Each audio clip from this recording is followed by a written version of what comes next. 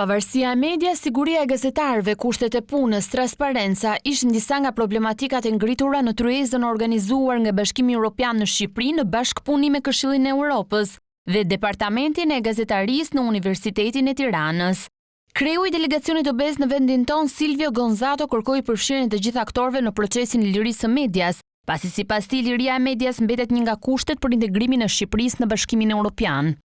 Siç e dim, Shqipëria ka marrë përsipër të përmbush kriteret për negociatat dhe hyrje në BE në mënyrë ambicioze për një kohë shumë të shkurtër në 2027, ndaj nuk kemi kohë të humbasim.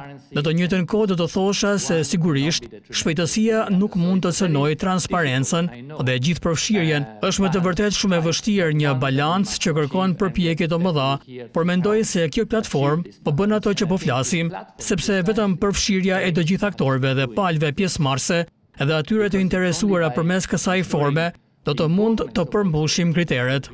Edhe kryesuesja e zyrës së Këshillit të Europës në Tiranë kërkoi angazhimin të gjithë palëve për integrimin e Shqipërisë në Bashkimin Evropian. Këto janë të gjitha çështje shumë komplekse dhe kërkojnë angazhim të vazhdueshëm. Brenda muajit korrik, rekomandimet e diskutuara në këtë projekt do t'i dërgohen Parlamentit për të ndërtuar më tej kuadrin ligjor. Kuvendi bën ligjet, nuk për te asaj kuvendit nuk mund të ketë asnjë nismë ligjore, sidomos në këtë fushë.